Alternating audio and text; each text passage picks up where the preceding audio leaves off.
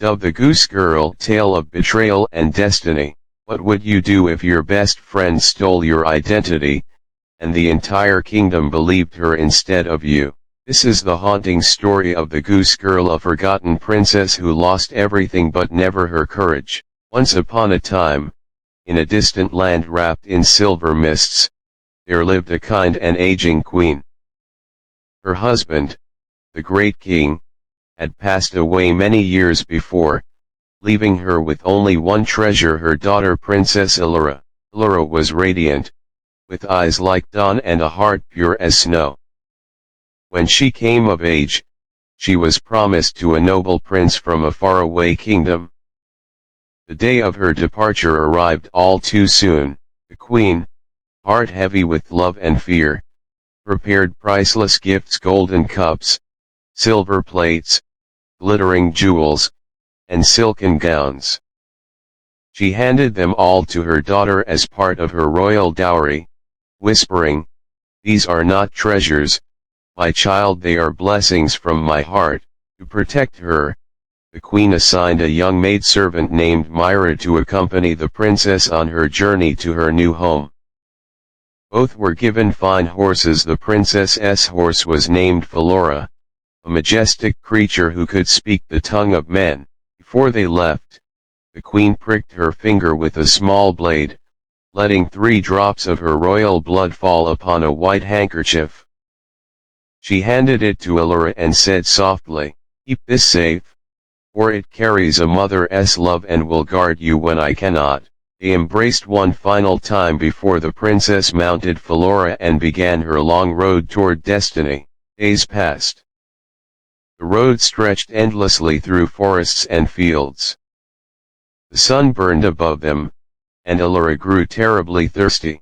"Myra," she said gently, "please fetch me some water from the stream." But the maid only sneered. "If you want water, fetch it yourself. I'm no servant of yours anymore." Allura was stunned but said nothing. She dismounted, knelt by the brook, and drank. Her reflection shimmered on the water as she whispered, "If only my mother knew, her heart would break in two." Later, when the afternoon heat grew fierce, Allura asked again for water.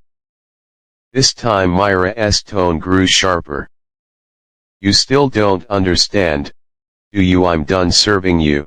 As Allura bent over the riverbank, the white handkerchief with the 3 drops of blood slipped silently from her dress and floated away downstream. Myra's eyes glimmered. The princess had just lost her mother's protection, and now, her fate was hers to control. That night beneath the dying sun, Myra's mask finally fell. "Take off your royal gown," she commanded coldly. "From now on, I wear the crown and you will serve me." Allura, heartbroken and frightened, obeyed. "Swear upon the heavens that you will never reveal this, or your life is forfeit." "I swear," the princess whispered. Allura, the speaking horse, saw everything but remained silent. Myra then climbed upon Fairytale, while the true princess rode the maid's weary grey mare. Together, they arrived at the prince's castle. When they entered the gates, trumpets sounded. The prince, seeing Myra in the royal gown, believed she was his betrothed. He lifted her down with joy, unaware that his true bride stood quietly behind, covered in dust. The old king, father of the prince, watched from his window. He noticed Allura's grace, her quiet sorrow, her eyes that seemed to hold a story untold. He approached his son's bride later that day and asked curiously, "Who is that maiden who rode beside you?"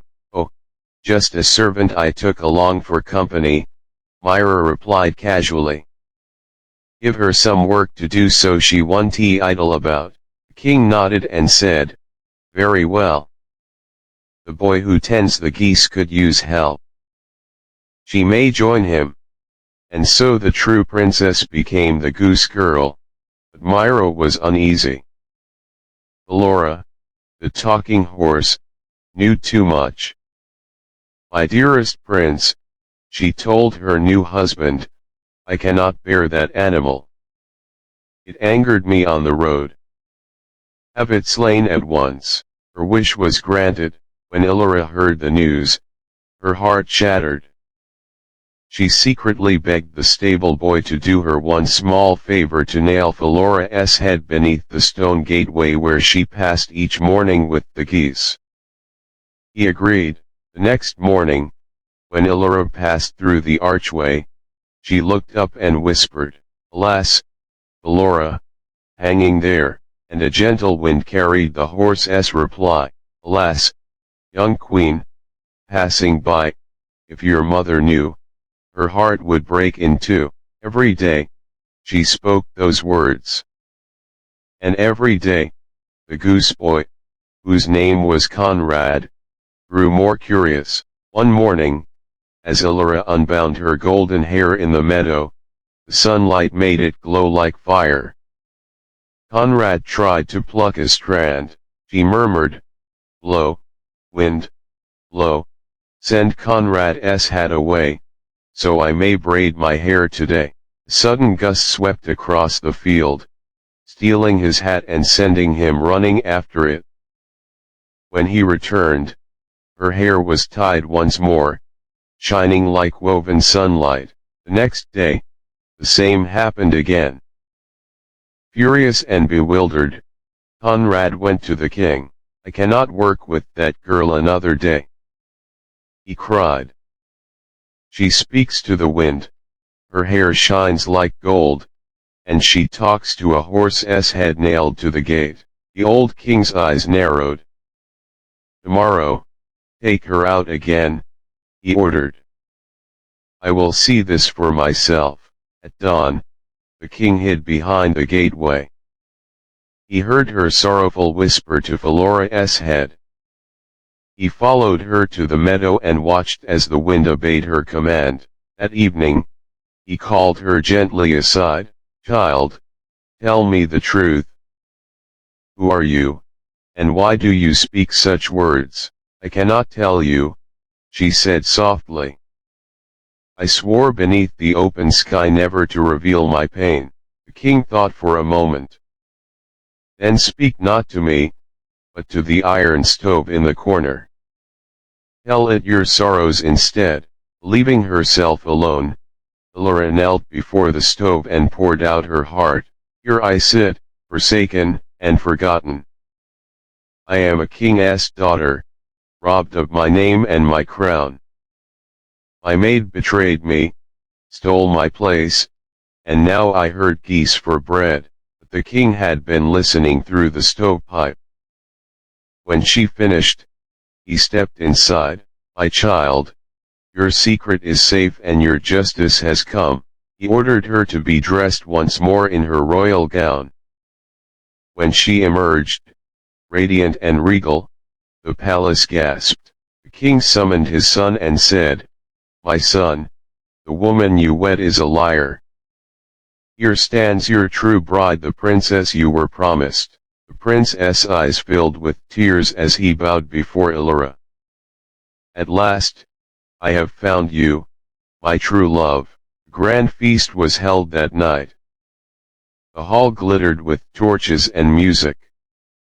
The false bride sat across the table, unaware of the trap laid before her. The old king turned to her and said with calm authority, Tell me, my daughter-in-law, what punishment should one deserve if she deceived her master and stole another's place? Myra, arrogant and smiling, replied, She deserves to be placed in a barrel lined with sharp nails and dragged by wild horses until she dies. The hall fell silent. The king rose and said, Then your own words shall be your judgment.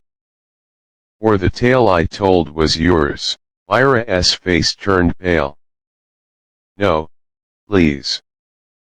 I beg, but it was too late. Justice was served. From that day forth, the prince and princess Illyra ruled their kingdom with kindness and truth.